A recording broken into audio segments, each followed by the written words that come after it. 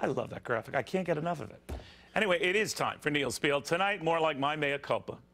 I was wrong. I'm comfortable saying I was wrong when I praised the president last night for appearing to get his budget priorities right. I was wrong when I commended him for boosting defense spending by $38 billion. I was wrong when I simply assumed he would get that money from somewhere else so as to avoid blowing the spending caps that are so vital to at least some spending restraint. And I was wrong when I said, of course, that he would find those savings, because now I'm hearing he has no intention of even trying to find those savings. It's true. The White House confirming as much, that the president will seek to bust limits on domestic and defense spending that both parties agreed to as part of that, I admit, mamby-pamby sequestration deal a couple of years back. But at least it was something, right? Here's the thing. The White House isn't even hiding the fact. These guys are gloating about it. Quoting from a White House statement then, the president believes that we should end the era of manufactured crises and mindless austerity. I think that's where their way of saying cut the cap, even though the president signed on to that cap, to all of those caps. I guess I shouldn't be surprised. Maybe last night I was just getting ahead of myself. Maybe I was just hungry, convinced that the president meant what he said when he said he was going to stick to budget limits on which both parties agreed. You would think I'd learn, especially after hearing I could keep my doctor when I couldn't keep my doctor. That lie cost us. This one insults us, but worse, dooms us. To Tea Party activist David Webb, who says the president gets his way with this, it's over for us. Because he's more or less saying, hey, that's all a manufactured crisis. Yeah, you know, that sounds familiar. Same thing that Syriza, the Communist Party that just won half the seats in parliament in Greece, said. Remember the cradle of democracy? That's right. It's communism redux. This is a slide plan. There was no plan to ever cut it all. But to even say anything, all that you're worrying about is fake. The debt, come on. Of course, austerity, mindless. And by the way, you left a letter out of that word cap.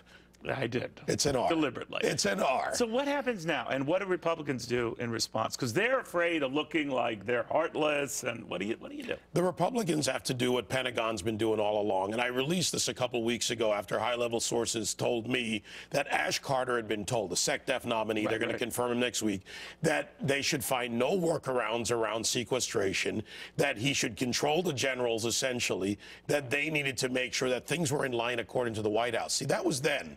This is now. We got a president who's a progressive, Neil. He spends money. He thinks throwing money at everything, not targeted spending, not proper spending, not spending the right amount of money for force readiness to make sure we're ready to respond, whether it's to ISIS, to threats, or to, you know, a typhoon or a great disaster. But I worry when I hear Democrats saying, stop with it with the austerity talk, just like this guy in Greece, to your point. Stop with the austerity thing. And I think when I don't hear Republicans responding, this is a crisis, this debt is a ticking bomb, and they're kind of being mamby-pamby about it, then we're ignoring the huge elephant in the room. The Republicans did that, and you and I have talked about what happened in December, the budget deal, but they never put anything in place to give them a chance. What are they afraid of, David? I wish I knew the answer. They think they're reading the American people, that maybe the American people, they're responding positively to the president's poll numbers are ticking up because he's not selling them austerity. He's not selling them cuts, and Republicans are, and they're afraid. Yeah, they're afraid, and that's what politicians do. They're risk averse. They won't take that bold step and make the hard decisions that families and businesses do. I do it within my own life. I do it within my business life. You do as well.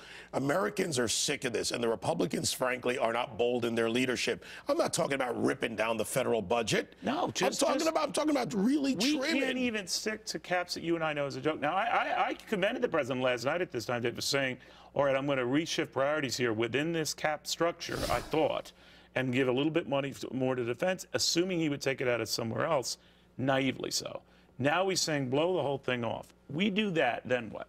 We do that. We not only send a message to our allies, to our enemies, that we're not serious about having our military and our intelligence services and our infrastructure well, he's boosting ready. money for that, but he's saying, I'm not going to get at it somewhere else. Yeah, but he's not accounting for what he's spending, which is what progressives do, and that's what he is.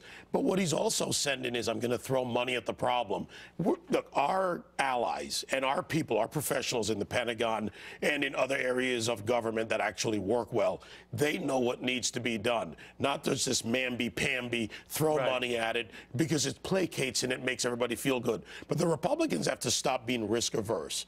They have to step up and say, let's identify areas where, like a corporation, we're going to look at an across-the-board cut, then we're going to look at deep dives, then we're going to look at areas where targeted spending is necessary, because you can't destroy the structure. We got $3 trillion to play with here. Yeah. We can do this. More money coming in. We can do this. We're over $18 trillion in debt. And where's the fiscal conservatism coming out of the Republicans? This is their moment. If they fail, the people, the country, they're going to turn on the Republican leadership. I can guarantee it. No time for soft footballs. No, bold moves. We need bold. Exactly.